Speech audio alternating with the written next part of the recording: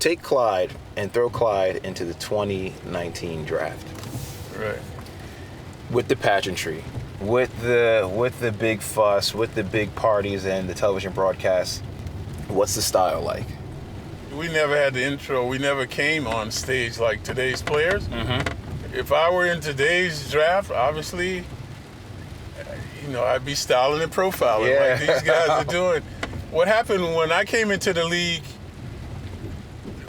every game we wore suits and ties to the game. Guys were trying to outdress each other. So I used to copy. Dick Barnett was probably the best dresser on the team. So I used to go where he had his suits custom made, his shirts, his shoes. So I used to copy all the different guys' styles. And that's how I became Clyde. And one day I bought the hat. That's what separated me. Yeah, from that. But when I came to New York, I was wearing penny loafers and button-down collar shirts. Straight out of college, So once I started seeing what these guys were wearing, then I was able to change my game. But my background, I'm the oldest of 9 kids. Okay. Atlanta, Georgia. I grew up in Atlanta, Georgia. Quiet and shy. All I ever wanted to do was play sports. Yeah.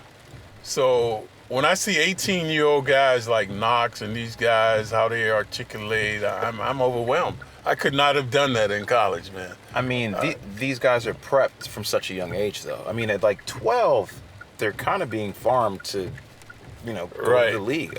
Which is what we're saying that we did not have. We did not have the nutritionists, the dietitians, all the stuff that financial these guys advisors, have. To prepare them for the future. Mm-hmm. We were like the Egyptians. We were like doing it on our own, man. You learn by your mistakes and you go on. You got no one to really follow. Yeah. So, because I found once you study and prepare, you can do anything. Mm-hmm. Obviously, you will get better. Like these players, they know they're going to be interviewed by the various teams.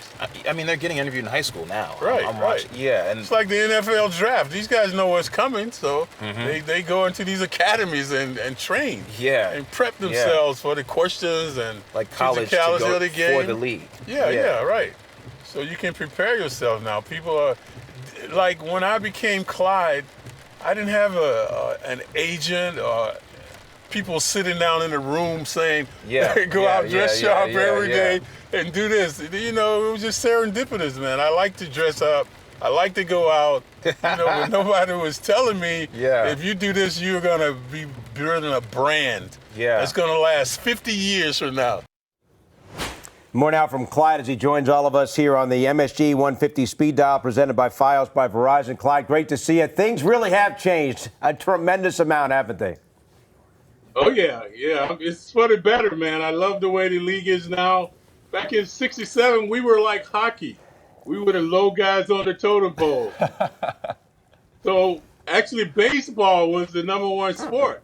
Yeah, football was second, and, of course, basketball was coming in third. Clyde, what was it like in New York to be a rookie here in the late 60s? I couldn't believe it. My first taste of New York was the NIT. So for 2 weeks, 18,500 people were checking out that tournament.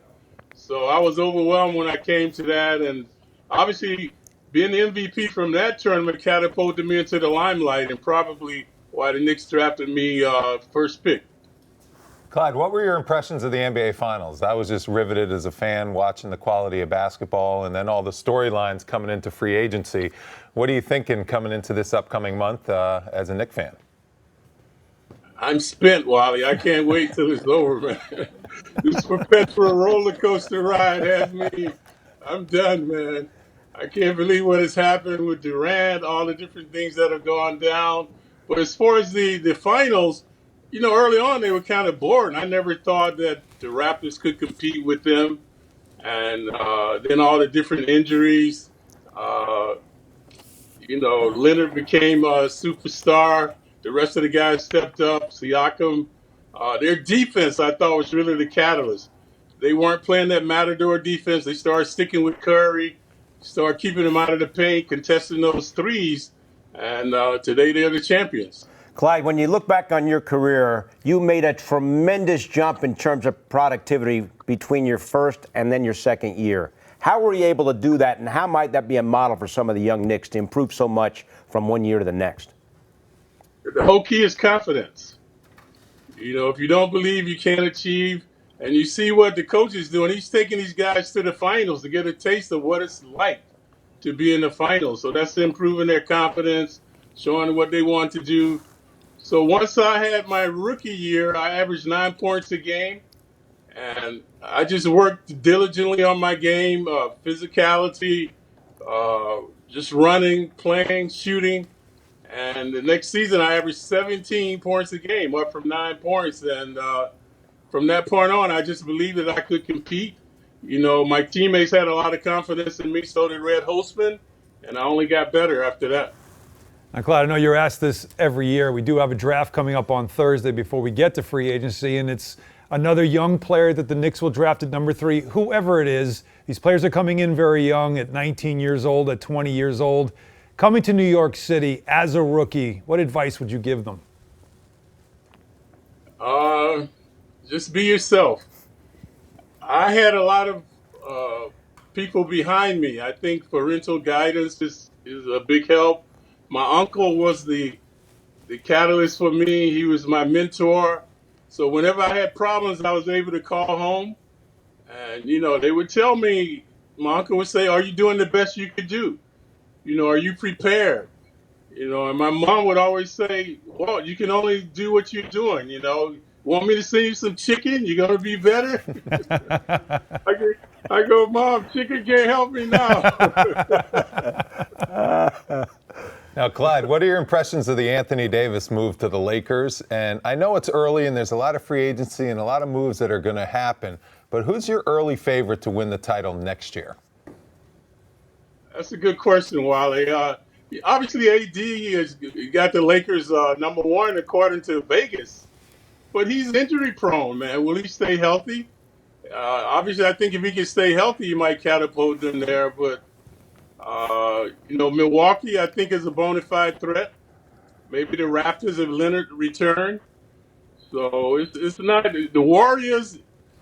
Hey, come on, man. If Durant sits out a year, if he goes back, Thompson sits out a year. So I don't think they're going to be able to repeat as champions. So, Clyde, when we had you on last time, you joined us from St. Croix. How'd the garden work out? Everything okay? Yeah, I'm still the master of the garden. Master of the garden, that's well said. And the basketball court. There you go. Clyde, thanks so much, buddy. As always, we appreciate it. For more great videos from the MSG 150, check out right there. And remember, our show is on Monday through Thursday, 8 to 10:30 p.m. on MSG Network and MSG Go.